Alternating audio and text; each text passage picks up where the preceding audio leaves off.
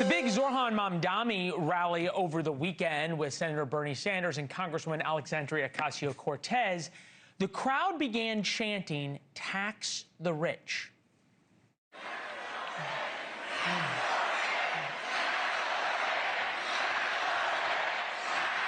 this crowd is fired up. Now, the only way to pay for all the things Mamdani wants to pay for, like free buses and state-run, city-run grocery stores and rent control and all that kind of stuff, is taxing the rich. So they're on to something. And Mamdani will most likely beat Andrew Cuomo next week and become New York City's next mayor. And what I'm about to say is objectively true. He's going to become New York's next mayor as a pro-Palestinian, Hamas-adjacent champion of Muslim rights to be New York's mayor. Think about that. A vocal Muslim is becoming mayor after 24 years since 9/11.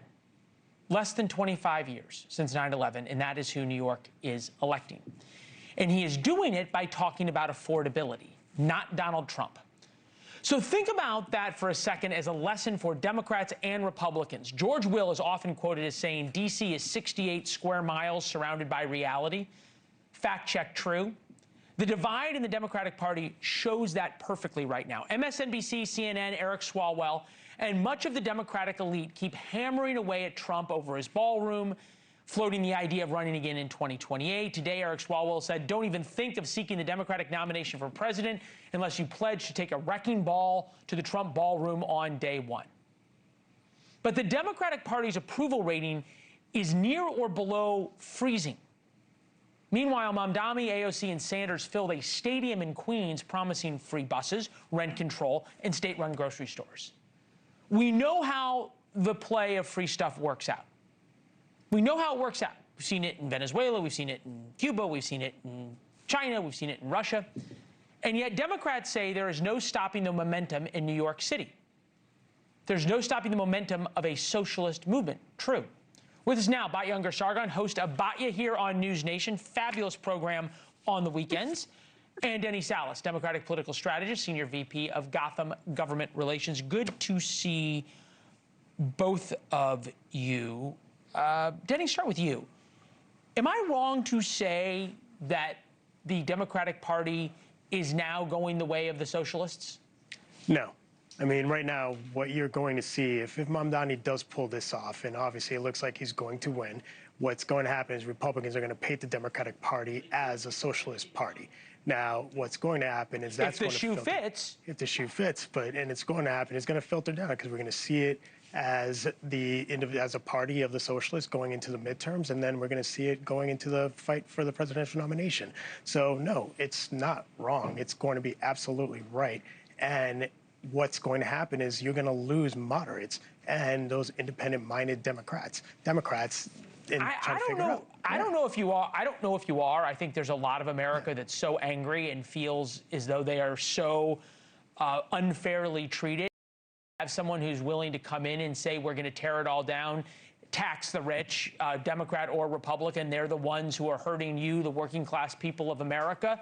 But yet, populist left, populist right is not too far apart, is it? The thing that's so funny about Zohran Mamdani socialism is that it's actually powered by elites. So he didn't win with the very poor. He won with the sort of over-credentialed, downwardly mobile 20 and 30-somethings who are stuck in this perpetual childhood because of the job market and the housing market. They can't reach adulthood. And what he does is kind of give a permission structure to them for the failures of the dreams of their youth. He himself has a life that's, supported by his parents, right? So apparently giving this, idea, there's no shame in that, right? Makes more money but lives in a rent-controlled apartment, subsidized apartment. Yeah. He's sort of like the Pied Piper of Bushwick. And that's really who likes socialism. Working-class Americans really don't like free stuff. Well, they don't like welfare. Fair.